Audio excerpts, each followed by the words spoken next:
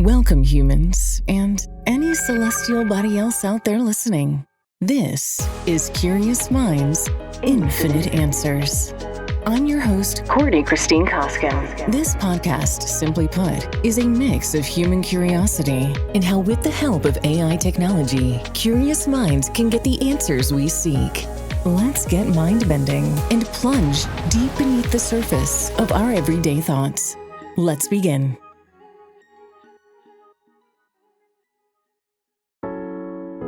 Sometimes what we call being a good friend is actually slowly draining us, and we don't realize it until we're running on empty.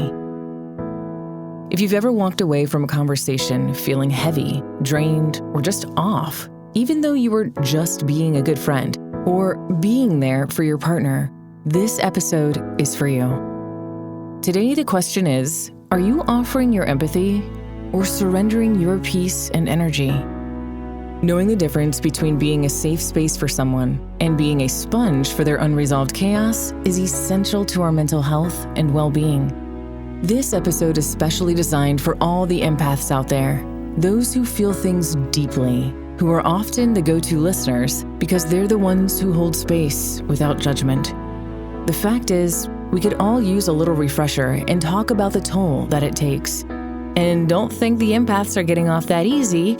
We also need to talk about when the empath is the one spreading the emotional heaviness. So, let's start at the beginning. The word empath gets tossed around a lot, and sometimes with a little side-eye, like it's some soft or even mystical label. But in real, grounded terms, an empath is simply someone who feels other people's emotions very strongly. Sometimes more strongly than their own. But why does this happen? It's not just a personality quirk. There's actual science behind it. Mirror neurons, a term that may sound familiar from previous episodes. These are the brain cells that activate not just when you do something, but when you see someone else do it. On a very small scale example, somebody yawns, you yawn, thanks to your mirror neurons lighting up. For empaths, the mirror neuron system tends to be more active. So when they see someone upset, it's not just, oh, I see you're angry. It's, I can literally feel your anger in my body like it's mine. There's also something called emotional contagion, a very real psychological phenomenon where emotions pass from one person to another, like catching a cold. In close relationships or high-stress environments, this can happen fast. And lastly, empaths may have more responsive nervous systems. There's a region in the brain called the insula. This region helps us sense and feel our internal emotional states. Then we have the amygdala, which processes emotional intensity and threat. This region is often more reactive in highly empathetic people. So when we say an empath absorbs energy, we're really talking about a neurobiological response. You're not imagining it. Your brain and body are actually reacting to someone else's emotional weather like it's your own forecast. And that's energetic absorption. Not woo, just wiring. Okay, now let's chat about that old phrase, misery loves company. Why is this so true? Well, from a psychological lens, when someone is in pain, especially emotionally, one of the ways they try to feel better is through connection. And sometimes, the easiest way to connect is by pulling others into that pain. It's subconscious, usually not malicious. But here's the key. Venting is not the same as processing, and not all connection is healing. Some people bond over shared stress, shared resentment, shared gossip, or shared frustration with the world, and then it becomes this cycle. A loop where the negativity just validates itself. And for empaths, this is dangerous territory because we don't just listen, we feel. So now we're not just absorbing someone's story, we stuck it in a backpack, put that backpack on, and are now carrying a wound that never belonged to us. This is when support actually becomes self-harm. Let's look at two examples. Tell me if this sounds familiar. Scenario 1. Your partner comes home and says, I had a really rough day at work. A coworker said something that really caught me off guard and I'm trying to process it. Can I talk to you about it? Scenario 2. They walk in and say, ugh, people are so stupid. I swear I'm surrounded by idiots. Nobody can do their job. It's like I have to fix everything. Both are expressions of stress, but one invites connection and the other unleashes a storm. That second one, that's not just venting, that's emotional dumping. There's no check-in, no awareness of your emotional state, no interest in resolution, just unloading. As an empath, these moments are especially confusing because we want to be there, we want to help, we want to fix, but somewhere deep inside, we feel ourselves slipping.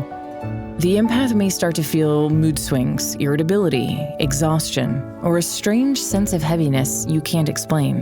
That's not a you problem. That's energetic overload because of that backpack filled with emotions that aren't your own. Boundaries.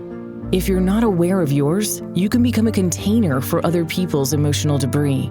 So how does one establish said boundaries? Just like we routinely brush our teeth or wash our face, we need to add to the routines that help us clear out emotional weight we pick up from others. Here are a few things you could try. See what works for you. Grounding yourself. Bare feet in the grass. When you place your bare feet or hands on the earth, grass, soil, or sand, you're engaging your vagus nerve, which calms the body's fight or flight response. This helps move your body into a relaxed, parasympathetic state, reducing feelings of anxiety or emotional overwhelm. Still a debated topic, some researchers propose that the earth has a subtle negative charge, and when we ground, free electrons may enter the body and help neutralize oxidative stress. Enjoy salt baths. A salt bath helps calm your nervous system, eases physical stress, supports mood-regulating minerals, and offers a mental reset, all of which help you let go of the emotional heaviness you may be carrying. Sitting in silence. Eyes closed for about 20 minutes to allow any and all thoughts to come up while resting your nervous system and letting stresses dissolve. And for us visual people, you could try and visualize a glow of light or a shield around your body before engaging in conversations. Lastly, try using language like, "I want to be here for you, but can we have this talk after I've had a moment to reset?" Or, "I'm holding a lot right now. Can we sleep on it and come back to this tomorrow?" Now, let's turn the mirror ever so gently. What if you're the one in a negative spiral? First, grace. You're not broken. You're human. We all hit points where life feels overwhelming and we just need to let it out. But there's a difference between asking for help and making others responsible for your storm. Here are a few questions to ask yourself. Am I looking for comfort or validation? Am I open to shifting my perspective, or do I just want someone to agree with me? Would I feel drained if someone spoke to me the way I'm speaking right now? Catch it early. Reset with a pause. Say something like, "Actually, I think I need to take a walk. I don't want to dump on you." How thoughtful is that? The world doesn't need perfect people. It needs conscious, aware ones. People who pause before reacting. People who reflect before projecting. People who take responsibility for what they bring into a room and what they leave behind. When we become more aware of how we show up, how we speak, how we unload, how we listen, how we hold space, we begin to shift not only our relationships, but the emotional climate of the spaces we live in. Empaths and feelers especially, we can't afford to stay unconscious because we ripple. And when we ripple from a place of awareness instead of reaction, we raise the emotional intelligence of our homes, our friendships, our communities, even online. Consciousness is contagious too, and we need that kind of spread. At the core, it's a responsibility thing, an emotional intelligence thing. And based on your conditioning, your environment, your day-to-day interactions, this can prove to be a very challenging way of being. But I promise you, if you can get a hold of taking responsibility, you'll feel more powerful, more at peace, and less at the mercy of everyone else's emotional storms. You'll begin to experience a deeper kind of freedom, the kind that comes from knowing your inner world is yours to lead, not theirs to sway. You'll unlock a version of yourself that no longer gets dragged by moods, opinions, or the chaos of others. you'll create a space for clarity, compassion, and a steadier sense of self no matter what's swirling around you. All right, to wrap up my yapping today, know that being an empath doesn't mean being everyone's emotional landfill. And being overwhelmed doesn't give us a pass to spread that overwhelm to others. Whether you're the absorber or the unloader, this is me nudging you kindly to come back to awareness. Your peace is powerful. Protect it, and if you lose it, reclaim it. Remember, you can be kind and have boundaries. You can love someone and still say, "Not right now." You can be in a place of your own healing and still cause harm. But the power is in catching it, naming it, and choosing differently. You can. I believe in you. I'll see you next time, friends. Until then, take care of your heart. It's doing more work than you know.